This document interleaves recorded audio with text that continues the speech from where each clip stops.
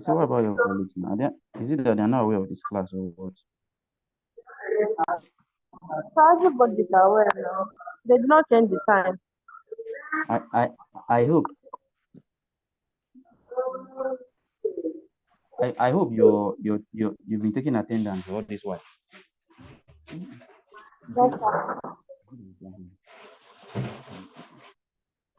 All right.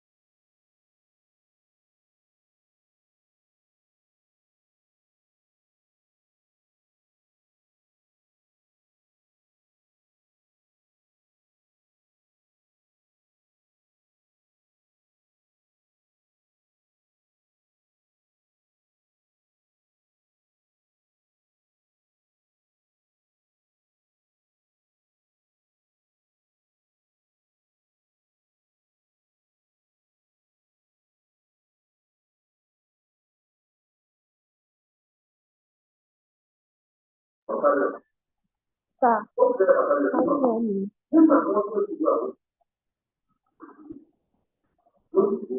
Sir,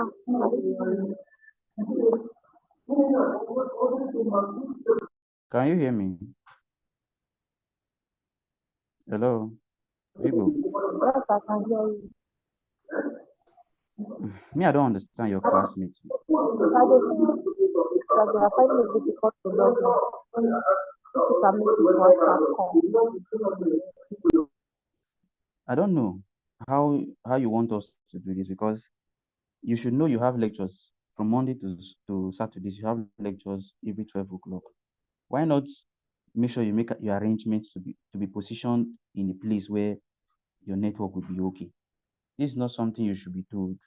Eh? Even we as your lecturer, we know we have engagement. Whenever it's that time, we try to position ourselves. It's not as if we are getting network automatically. It's the same network you use that we are using too. But we try to make sure we reach out to you guys. And you're frustrating our effort.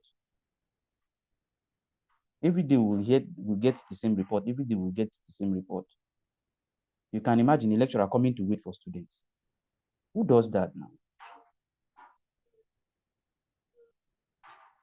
Maybe I will just, in fact, no problem. Just tell them, just tell your colleague, if there's any how you can communicate with your colleagues, just tell them I came online, and since I did not see any of you, I'm not happy. Just tell them I'm not happy.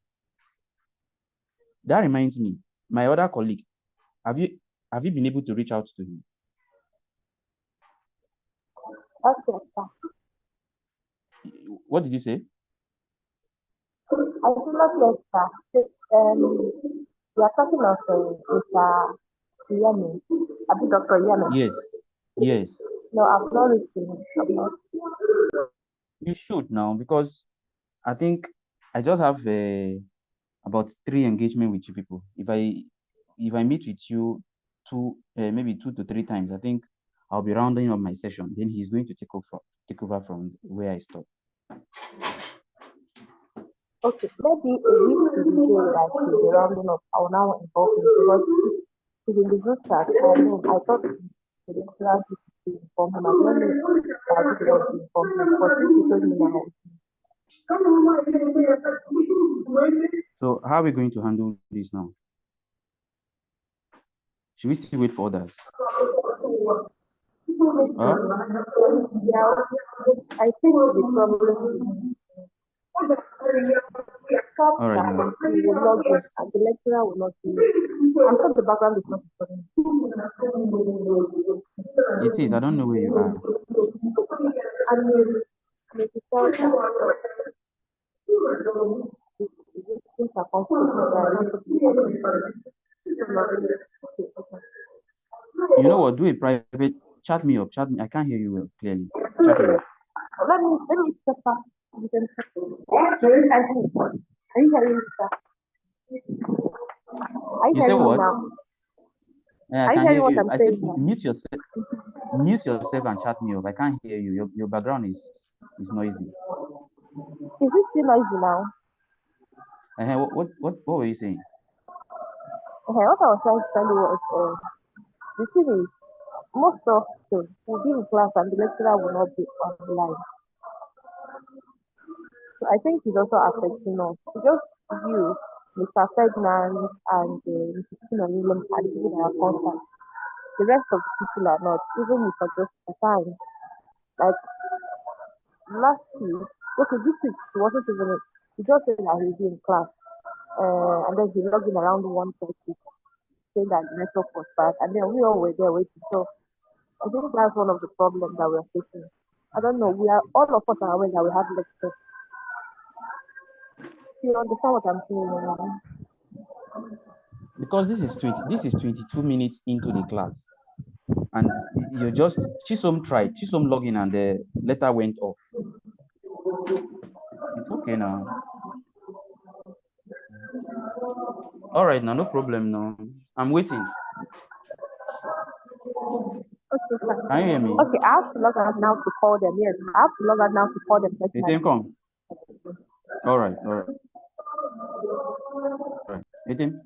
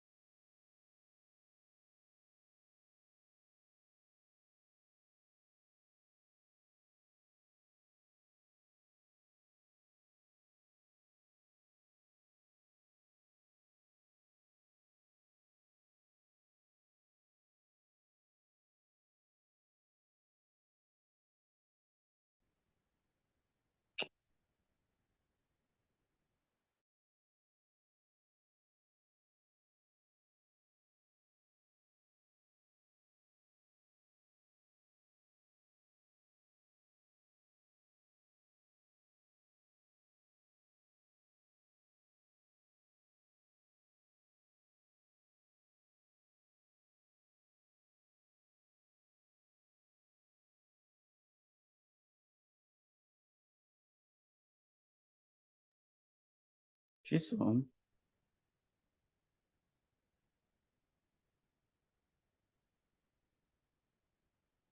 C-ISOWN. Can you hear me?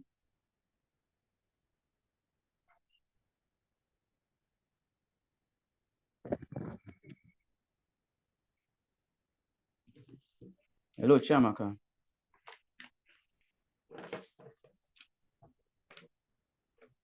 Chiamaka.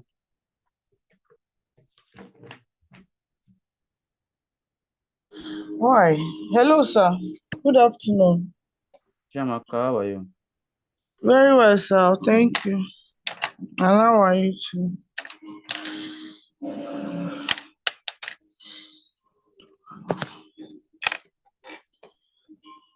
Dear.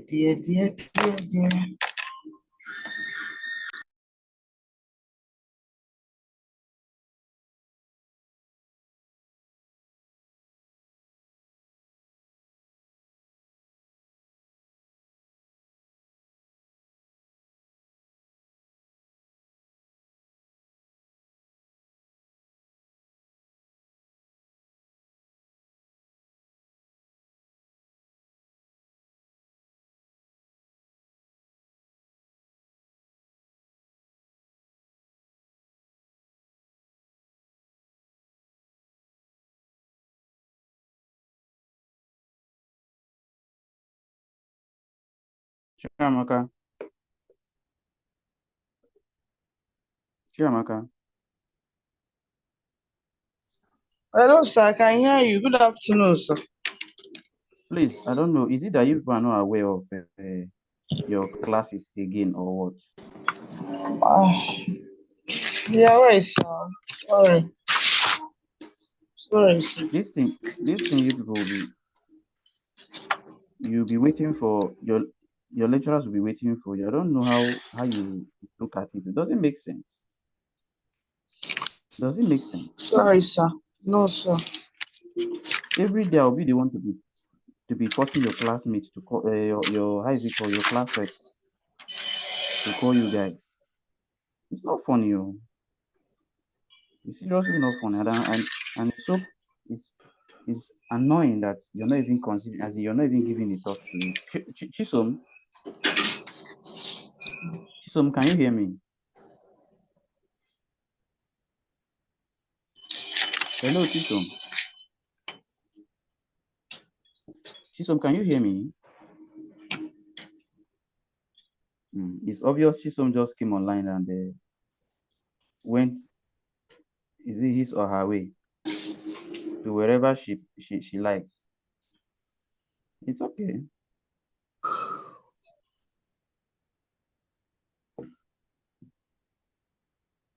We are already 30 minutes into the time, and once it is 1 a.m. or 1 p.m. rather, I'm going to log out. So let's see what we can do.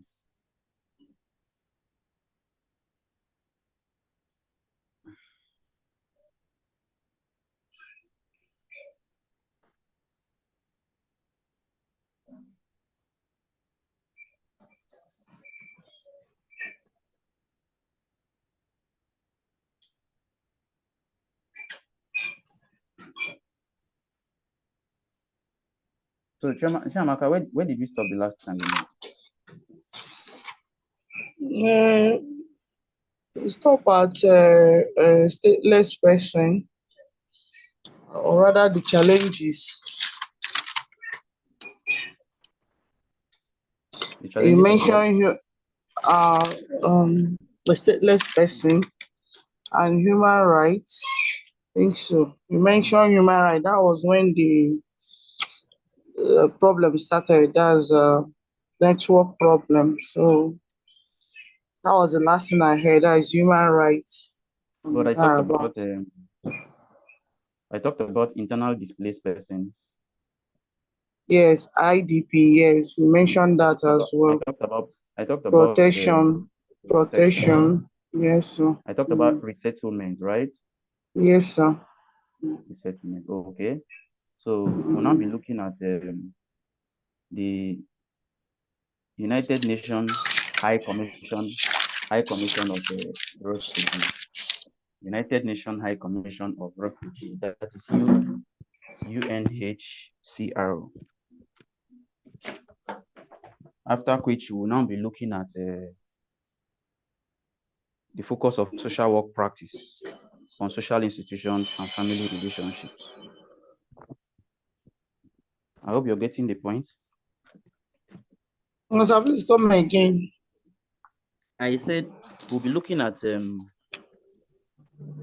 UNHCR or UNCHR, which stands for United Nations High Commissioner for Refugee. And we'll also be looking at focus of social work practice on social institutions and family relations. But before we proceed, I would like someone to tell us, like briefly explain what you understand or what you got from our last class. Can someone briefly do that?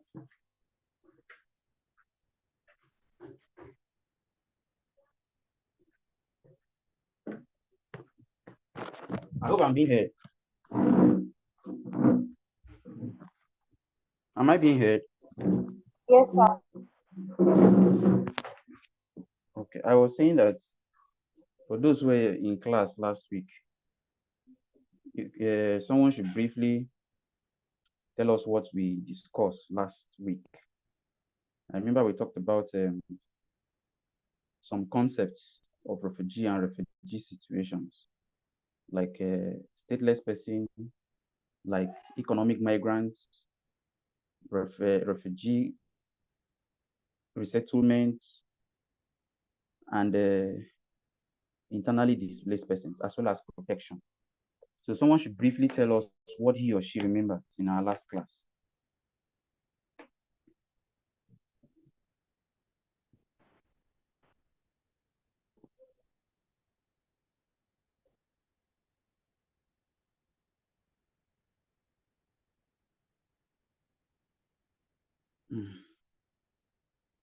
I wonder why none of you is saying anything. Sir, you talked, good afternoon, sir. Yeah, good day. Yeah, sir, you talked about economic migrants, also talked about stateless person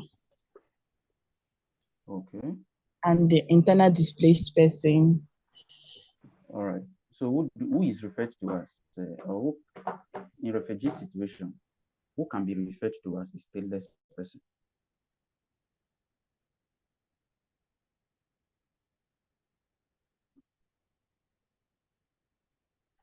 I remember taking time to explain this because in the process, someone asked the question, what's the difference between a stateless person and a fugitive? A stateless person and a fugitive. I remember explaining that. So Yes, sir, I know a stateless person is considered as a citizen without nationality. That's to say there's no legal status. The person has no legal status also. And when that is when the person keep running for his or her crime, then the person can now consider to be a fugitive. I think that's what I heard. okay. So in international law, a stateless person is someone who is not considered as a national by any state under the operation of its law. So some stateless people are also refugees. Okay? Some stateless people are Okay. also refugees. But not all refugees are stateless persons. And many people who are stateless have never crossed an international line. I don't know if you get the point. Yes, sir. Someone, what does it mean? Or you may ask or wonder, what does it mean to be a stateless person? A stateless person is someone who, under national law, does not enjoy citizenship, the legal bound between the government and individual in any country. So if you find yourself in a state or in a country whereby you don't have the legal rights to benefit from the provisions of that country, then you're not recognized by that country and by that state, and as such, you're a stateless person. So a stateless person cannot be considered as a national like any state under the operation of its law. So in simple terms, this means that stateless persons do not have the nationality of any country. So if by virtue of the fact that you've been haunted by a particular state where you come from originally and you choose to denounce your identity, your association with that state, you become stateless pending when you get the protection of any other states. And you may want to wonder, what is the difference between a stateless person and a refugee? Now, whereas a refugee is stateless because of lack of benefits effectively from his country. Now, what are the examples? An example of a stateless person: one, children who are not properly registered at birth can be considered to be stateless. So you see that when I was introducing this course, I remember making mention of the fact that this course is borders around refugees and refugee-like situation. So a stateless person can be considered, or a refugee can also be a stateless person. And someone who does not have the legal registration of a particular state can also be considered to be a refugee. So children who are not properly registered falls under this category. So within in an ideal situation or in an ideal country, birth registration is something very serious. But then you will see that in Nigeria, people will go about their daily lives without even being worried or bothered if they were registered at birth. In an ideal circumstances, a stateless person or an adult ought to have been registered at birth, and whatever benefit he or she or protection he or she stands to benefit from his or her country of birth depends on the registration that was done earlier on at birth when this person was given birth to. So children who are not properly registered at birth can become a stateless person, as they are not able to show where or to whom they were born to. So situations of stateless person involving a large number of persons in a particular society may arise in a number of different circumstances.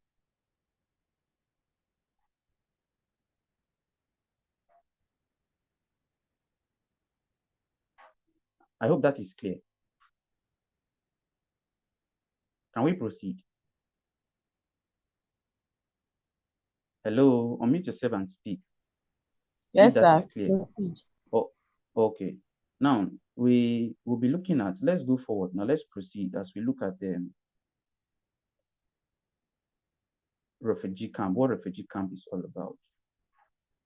Refugee camp is a plot of land that is temporarily made available to host refugees fleeing from armed conflicts, natural disaster, and the rest. So that piece of land that is arranged to temporarily house and accommodate people who are who flee from their country as a result of armed conflict, as a result of natural disaster, as a result of terrorism and the rest, is referred to as refugee camp.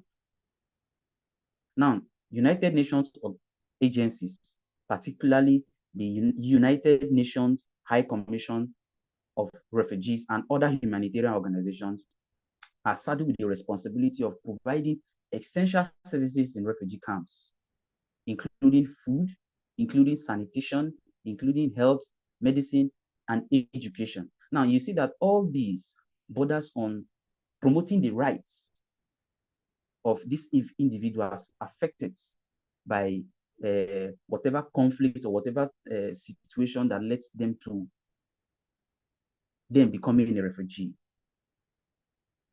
And there is need for these services to be rendered to this group of persons because they are at the point of need.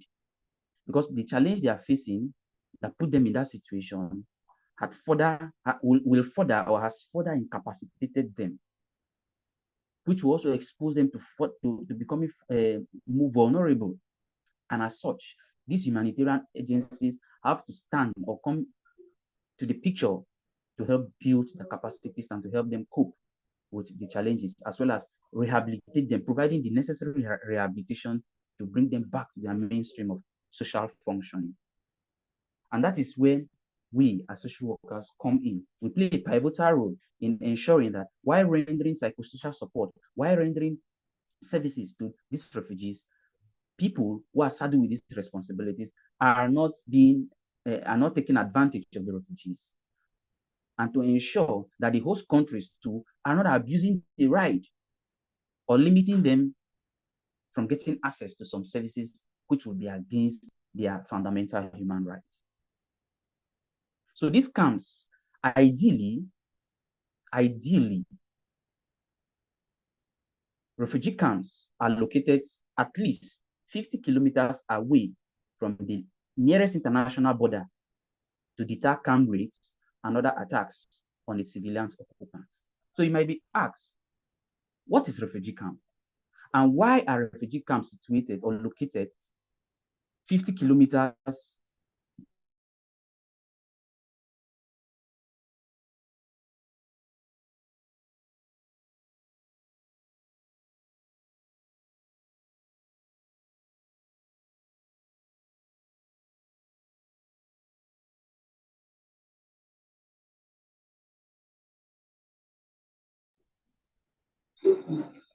Hello, sir. I can't hear you.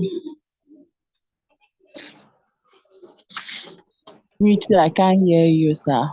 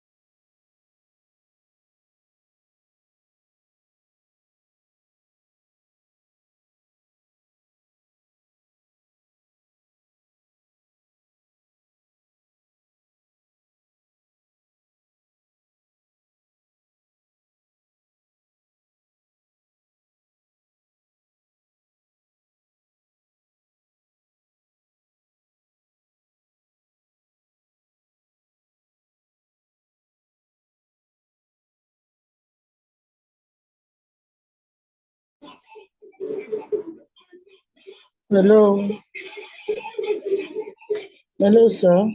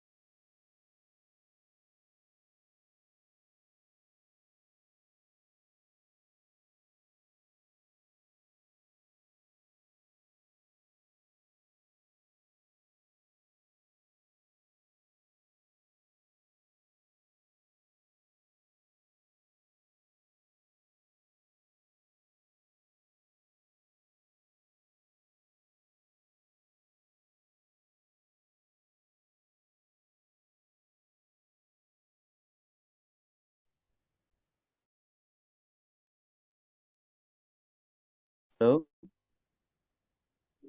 Hello? Sorry, can I be heard?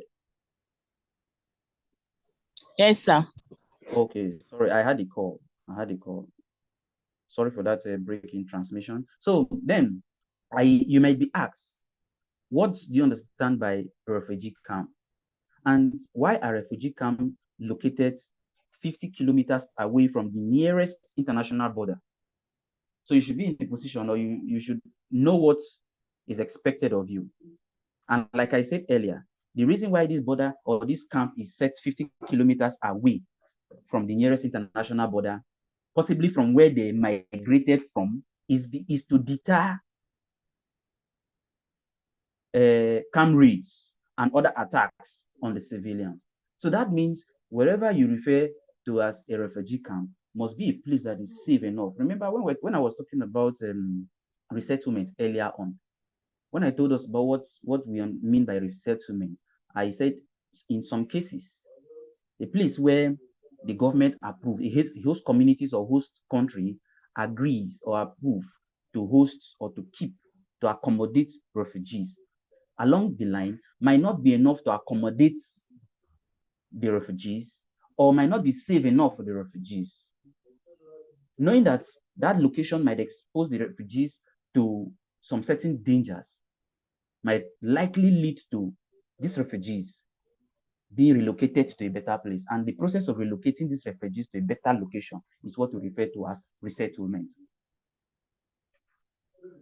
So that means where we refer to as refugee camp is not just a place you passively or unconsciously just look for a location to settle these people. It must be a deliberate attempt to locate a place that will be suitable for them and that would deter camp raids. Mind you, most of them fled or left their country as a result of attack. So while hosting them, you will not want to keep them close to where those that are looking for them to attack can easily have access to them. So it has to be at least 50 kilometers away from the nearest international border. And even if it happens to be 50 kilometers away, and you notice that they are still exposed to some certain dangers and the host communities are not friendly, then there will be need for a further resettlement or relocation, which is referred to as settlement. Let us now look at what UNHCR mandate is all about.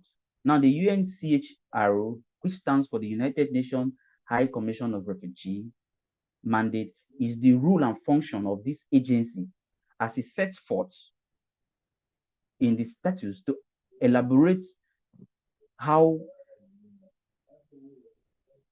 the refugees' rights should be protected.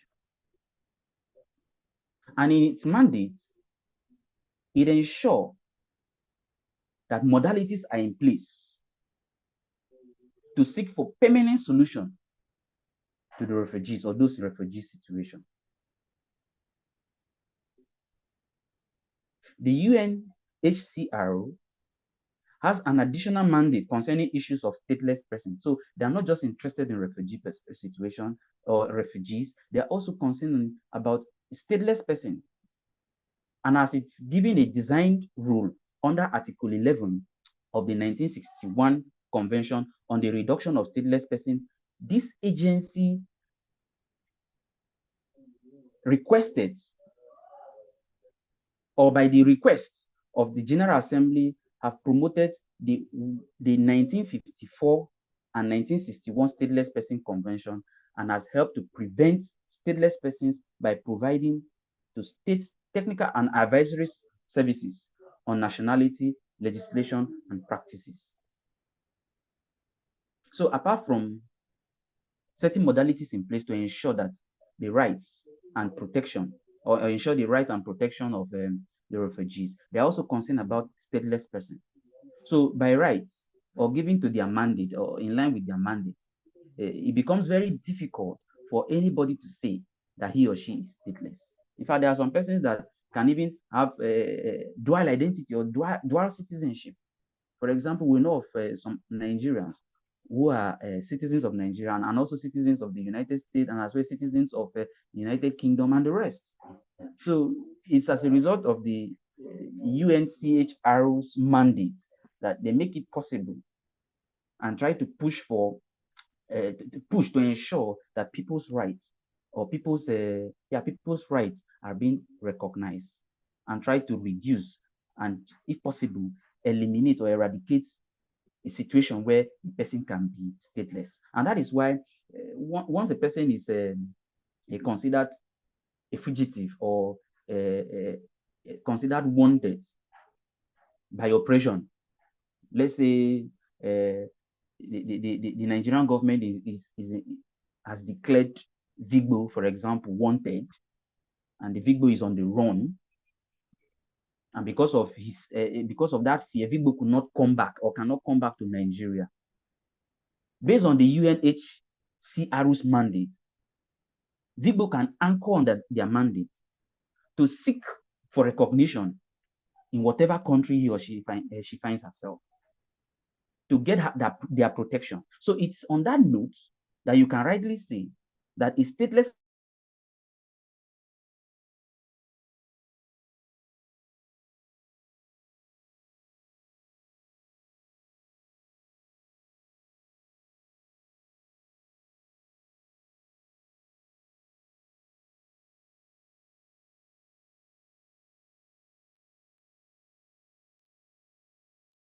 person can also be a refugee.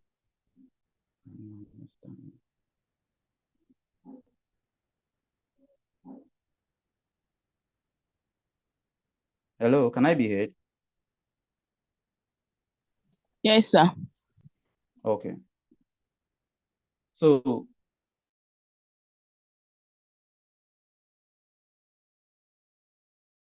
be a refugee, but not all refugees are stateless persons. So depending on the situation that led to you or the individual becoming a refugee. Going forward, we'll be looking at a focus of social work practice on social institution and family relationships. Yes. What are the rules?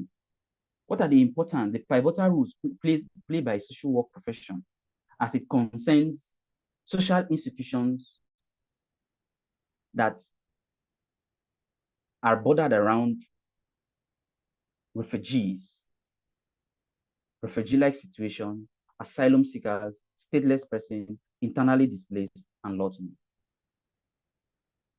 Now, what are the difference between asylum seekers and refugees? One,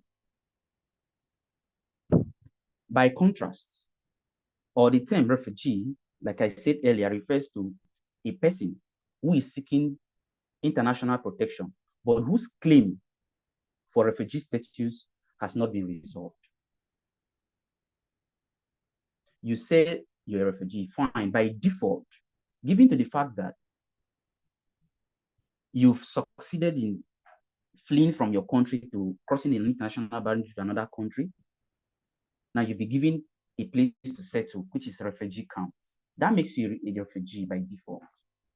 But getting that legal recognition that, okay, fine, I am a refugee that has been considered and been approved to legally stay here and establish, to go to school with my children, to have a job and the rest. That's the process of you making that application is what is referred to as, or makes the person an asylee or an asylum seeker. Now, once the person has been granted that approval, the person becomes a refugee by statute. So by contrast, refugee, on the other hand, is used to refer to a person who holds refugee status in accordance to the 1951 Refugee Convention. Since World War II, about 600,000 refugees have settled in Australia, and many of them have experienced war or organized violence. Most is as a result of conflicts since international war or since World War II. Now, social workers usually provide psychosocial support, short-term as well as ongoing psychotherapy treatment to those who have been assessed as suffering from trauma-related symptoms. Yes, you might want to wonder, or you might ask, what's the relationship between refugees and trauma? In your mind's eyes, you can try to imagine, especially some of you who watch some of these action movies. The SAT event or SAT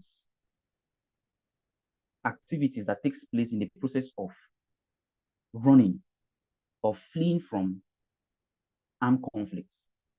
Oftentimes, you see family losing their loved ones and experiencing this firsthand, not like you're being told. you see a situation where you witness these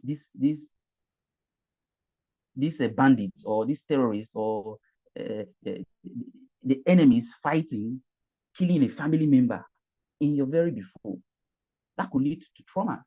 Or a situation whereby when the crisis started, everybody started running, looking for safety, only for you to arrive somewhere and you notice that, okay, some of your family members are missing and there is no way you can reach out to them.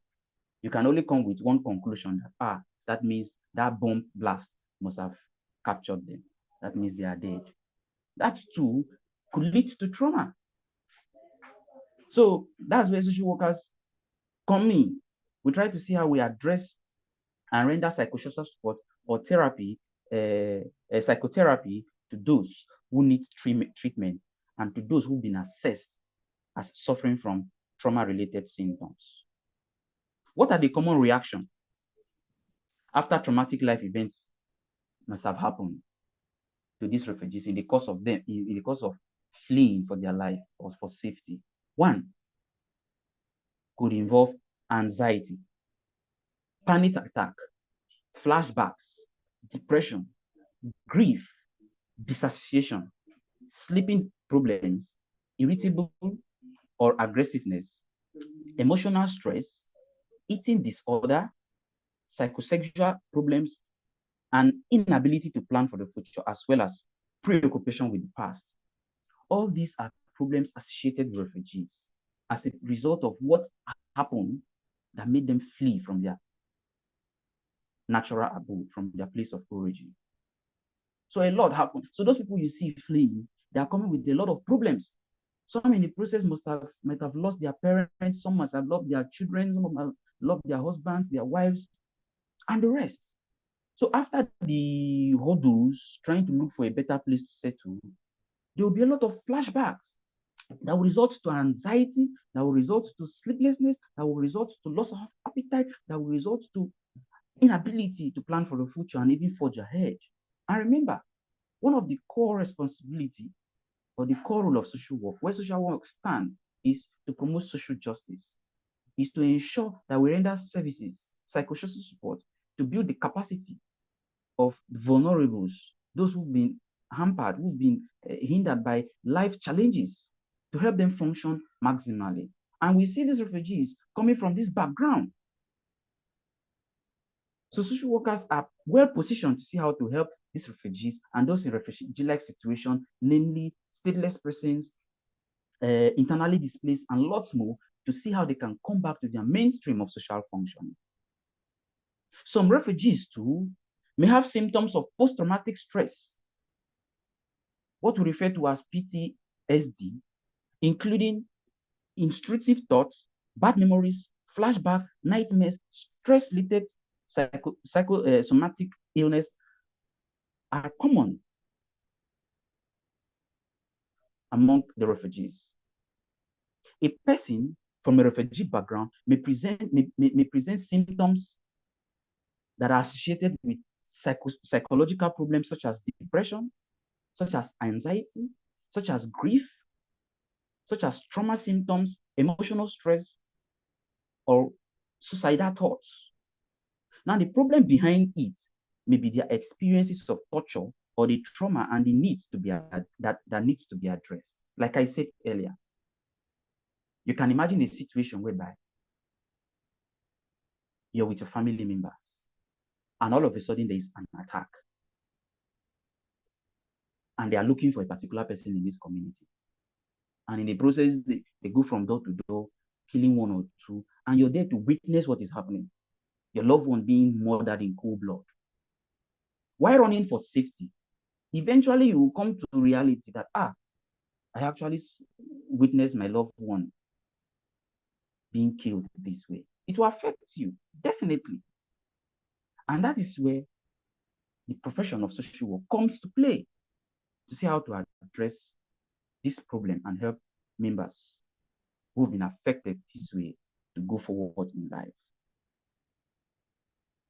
So asylum seekers can especially be vulnerable to psychological as well as physical distress because of long, uncertain periods of waiting for a decision about their claim. Now, apart from the problems associated with them leaving their country, where they come from, their original place, the process involved in seeking for protection as an asylee or an asylum seeker is rigorous. Mind you, you're in a new environment with new laws, new culture, traditions, religion, and the rest. So it will take time for you to be able to adapt, to get used to these new procedures, and the time too it will take for your for decision to be made about your status. You can imagine depending for so long or living in a refugee camp for so long and depending on just mere food and water to drink from humanitarian agencies. Definitely, as a human, you want to do one or two to help yourself to better your life. But you cannot jump into the host community or host country to start working because you're in their refugee camp. No. You need to pass through the legal process that will eventually make you to be recognized by that country. And that process can be very rigorous, very taxing. So apart from the traumatic stress disorder, the psychological problem you're passing through as a result of the trauma you've experienced in the past, associated with, alongside with the psychological stress you're experiencing at the moment in the process of you trying to get that legal recognition as a refugee, can further break the asylum seeker or the asylee down. So as a social worker, we also find ourselves in this situation to help soften the problem or the stress of these refugees or asylum seeker by linking them to resources, by making the necessary referrals, understanding their challenges, and making the necessary referrals as to who and where they can get the necessary support. And of course, this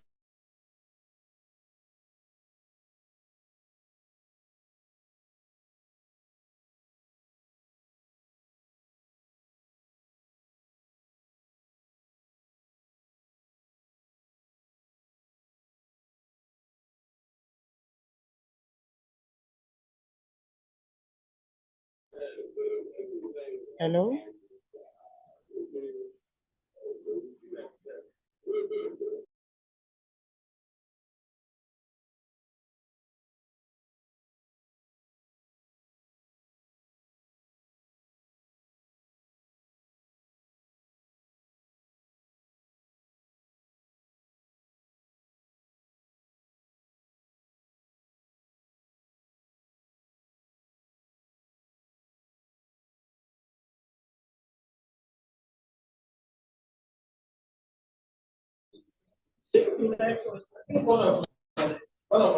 So we are not hearing.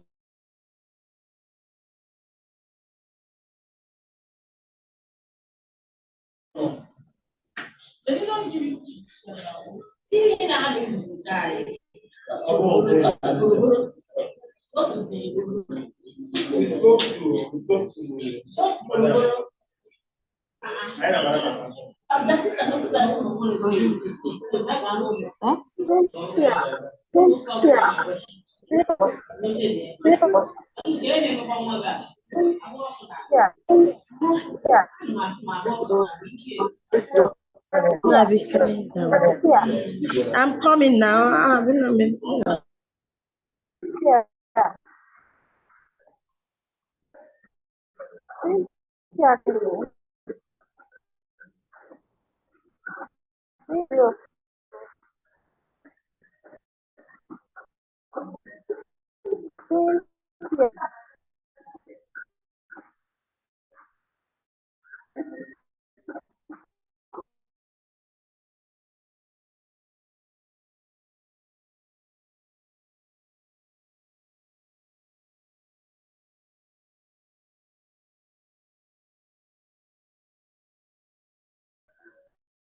Yeah, but that issue like of a certain one put that so now will be I'm taking at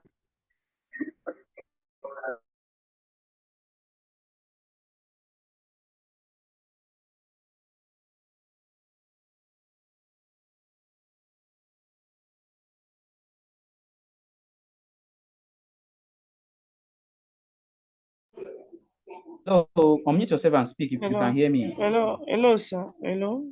Okay. Can I be heard? I can hear you now.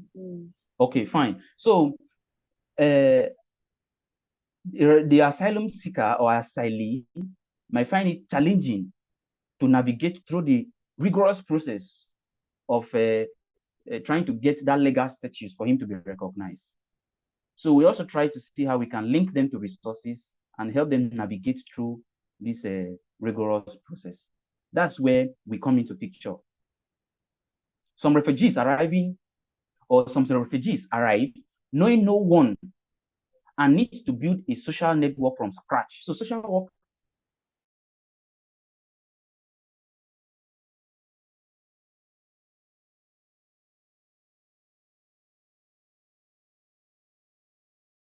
agencies that would that they need as refugees. They find it difficult to develop trust needed to build supportive social networks. So social workers play significant roles in these areas too.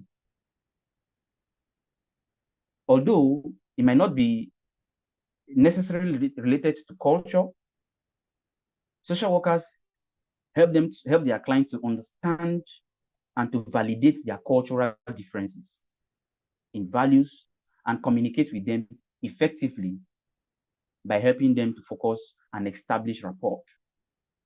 So social workers have these integrative skills that they put together alongside their interpersonal and intrapersonal practicalities to assist and support the communities of refugees alike. So this is one of the principles that social work is based on in the entire universe. Our efforts are geared toward helping those who are vulnerable, those who are incapacitated, and of which this course is all about refugees and refugee-like situation. And like we all know, those who find themselves in this situation are incapacitated by default because their challenge puts them in this situation. And going forward, we come to the picture to see how we can help them build the thick skin that would help them go forward devoid of their problems. And this we do by linking them to the necessary support systems in their new environment. Now, how do we respond to the unique needs of refugees? One, working with refugees is very different. For instance, social workers make efforts to attain fundamental political rights, also known as first-generation human rights, for individuals in situations where most governments around the world deny such rights. So you see that without social work in the picture, it is possible for the rights of the refugees to be abused. So whenever there are refugees or wherever people are experiencing refugee-like situation, social workers come to the picture to first address. That is how we respond to refugee situations around the world.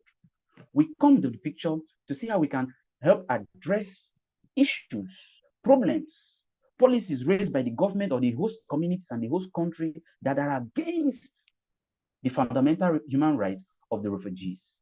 So you will not say, hey, these people are not from here, and as such, they can be treated anyhow. No, we leverage on these international human rights, humanitarian organizations, fundamentals, these documents, articles that most of these countries are signatories to, that seeks to give, support or protect the rights of every individual devoid of their nationality. We leverage on those documents to ensure that host communities, host countries recognize or avoid going beyond the expanded boundaries to set policies that are not friendly to those refugees. And these laws are what is we refer to, or what is referred to as first generation human rights. So we pursue this for individuals in a situation where most governments around the world deny them such rights. So particularly governmental institutions internationally exclude the asylum seekers arriving by boat, leaving them out of every opportunity. So in most countries, they will tell you that, okay, we only recognize those that are considered to be asylum seekers are those that come in large numbers, and we accommodate them in a particular location. So those that come by boat, those that come by via other means, are not recognized and are treated as animals. For example, oftentimes we hear of Africans dying in the Mediterranean Sea who try to find their way in Europe through local boats. And whenever they get there, we oftentimes hear how they are being treated. This is because they are not recognized. Those that come by boat are not recognized as an asylum seeker. So as a profession, social workers come to the picture to try to see how we can challenge those repugnant practices, those antisocial practices, forcing the government to recognize the rights of these individuals devoid of their background. So apart from working with these refugees and those in refugee-like situation to adapt to their new environment, we also try to see how we work with the government to avoid coming up with policies that will be against their existence. So social workers have an obligation to work against some of these heavy-handed governmental oppressive systems who try to come up with policies that are not friendly with this group of persons. So while substantiating the second generation rights, it is also very important to focus on core elements, that is irregular maritime arrivals. So this is an advocacy and political-based area of work in social work. So it likewise alters the complexity of therapeutic work responding to traumas caused by longer period of detention and mandatory detention. So oftentimes when these people arrive, automatically they are detained. Now, without social workers in the picture, you see a lot of human rights abuses here and there.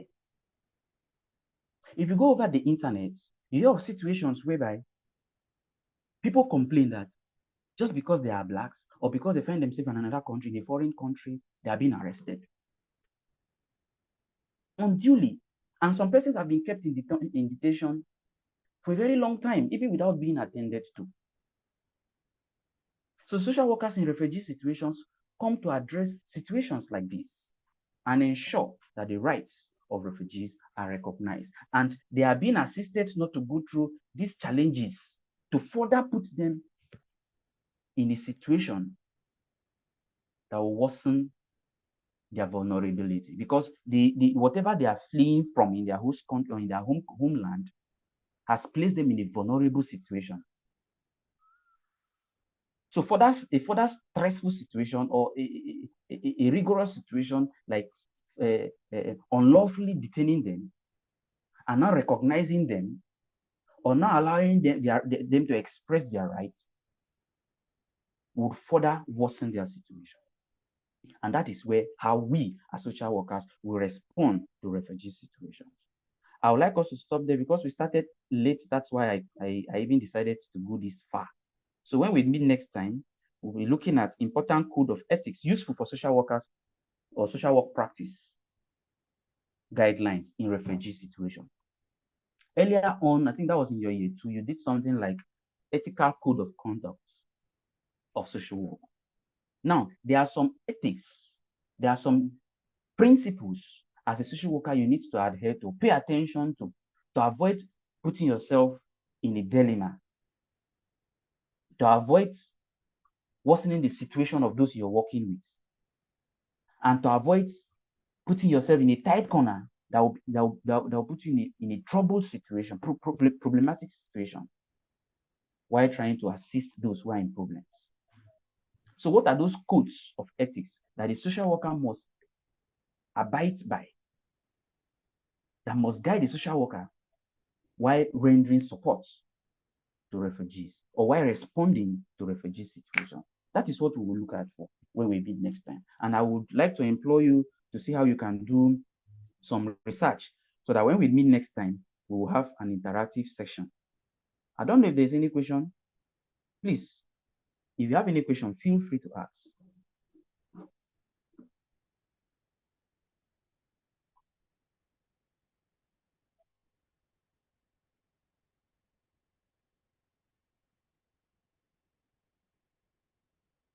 Am I being heard at all? Yes, sir. Okay. Yes, sir, we can hear you. So you're not asking questions. Are you trying to say you understand all what I said?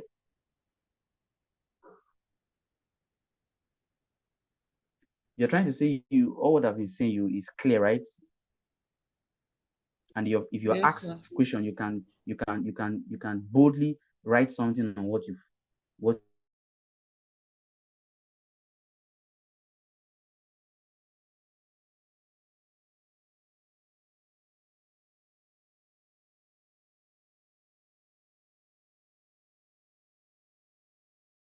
this. Hello. Hello. So sorry, I was asking. Is it clear? Yes, sir. Do you have any question? Okay. In the absence of any question, let's call it off here. But please take this home. What is worth doing is worth doing well. There are no. I don't like it when students try to claim, make excuses. That makes you immature, and as it makes you irresponsible. You should be accountable. One of the values of social work is integrity. Once you're not accountable, people will not trust you. People cannot rely on you. But once you're accountable, wherever you find yourself, you make money. You can be relied upon. They say, okay, fine, this person, if you call this person, he will deliver. And if you call this person, he will respond. You're carving a niche. You're making a name for yourself. A situation whereby today you will tell me you cannot be doing the same thing and expecting a different result. You see that location you find yourself.